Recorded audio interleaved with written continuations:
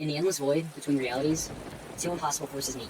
One, a god among mortals, a saiyan warrior raised on Earth, one who has defiled fate itself, and the other, a boy with a dream, who uses the most broken sand in all of JoJo's. It's Giorno Giovanna versus Goku. Unmovable object versus immovable object. But who truly wins, and how?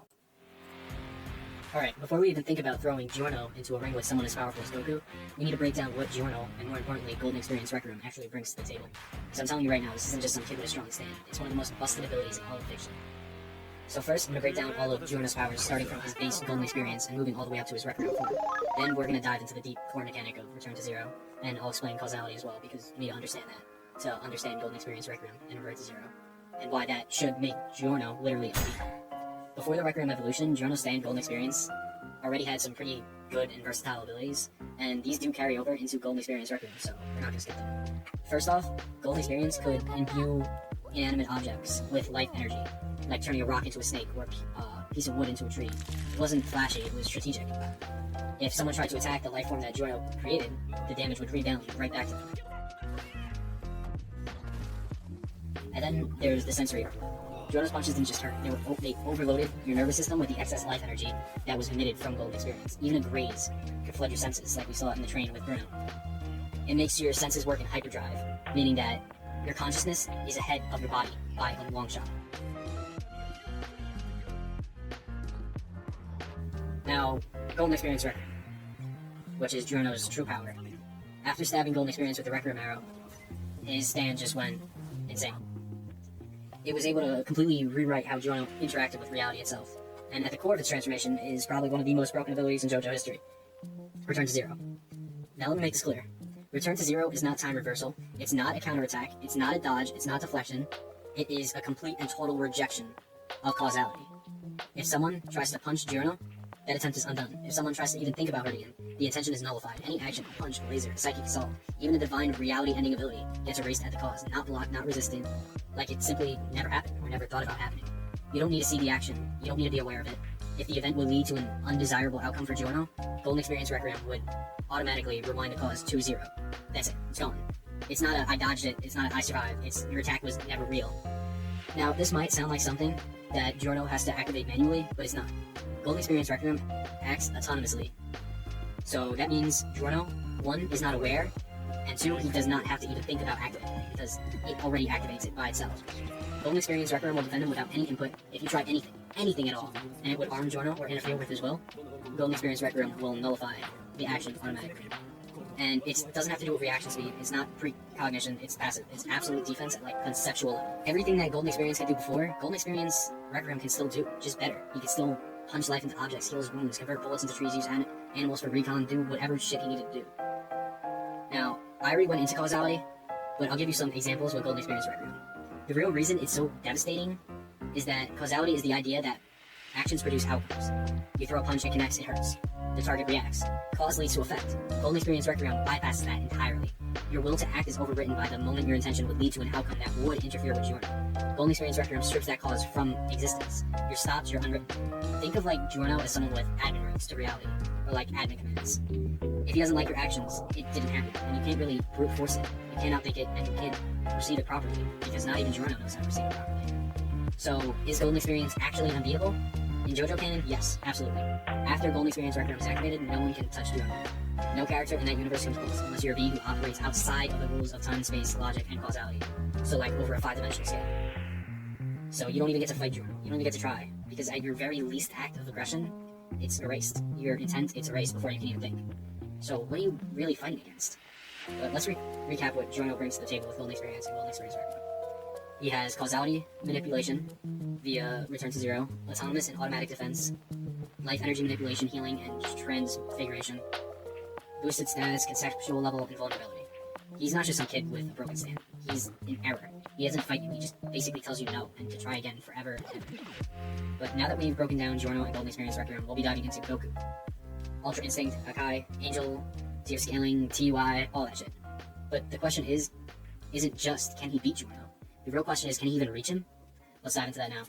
Goku. He's a god among mortals. A mortal capable of fighting on par with the gods. In terms of raw power, Goku is far above Infinite Zamasu, who was a god who was merging with the entire timeline rather than just the universe. He also surpassed Jiren, who was stated to be stronger than his own god of destruction.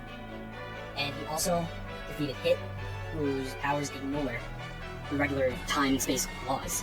Goku continues to get stronger, quintillions of times stronger throughout the manga, eventually fighting opponents like Moro, who absorbed all the energy of an entire galaxy, or even an angel in training. And then Granola and Gas, who are both labeled the strongest in the universe. These feats comfortably place Goku in multiversal levels of strength. In terms of speed, Goku is easily faster than Light, massively faster than Light. He's moved inside of Hit's time skip. He's trained with Whis, who can travel between universes in minutes. There are numerous panels and scaling chains that have Goku in the upper tiers of speed, power, everything.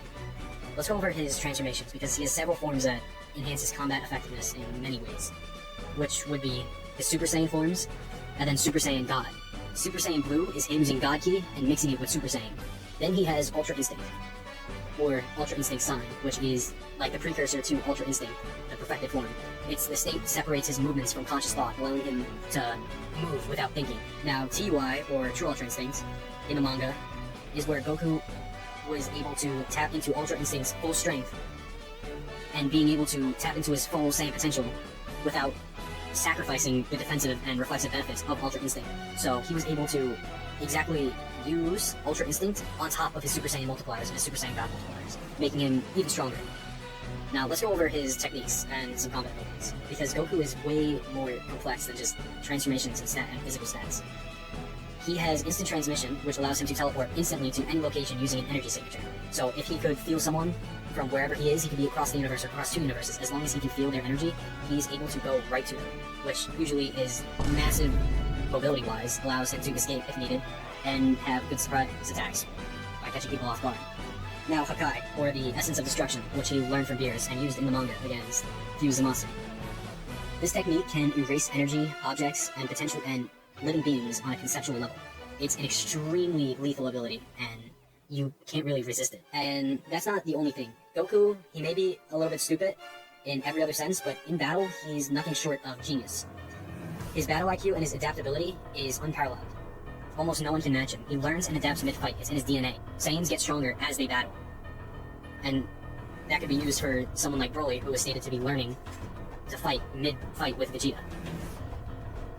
He's fought blind, unconscious against the poison, and they somehow managed to come up with an antidote, a cure, anything. Now, Manga Goku isn't just someone with scale to oblivion. He's a genius in adaptability, fighting. He has god-tier reflexes, instincts, everything. It's earned through a lifetime of battles and experience. His use of Hakai, his spirit control, his Ultra Instinct give him access to destruction, resistances. Against most fictional characters, Goku's combination of all the strength would mean he's almost practically unbeatable, even to the highest tiers in anime or fiction. Goku's a powerhouse, raw destruction, precision, and adaptability.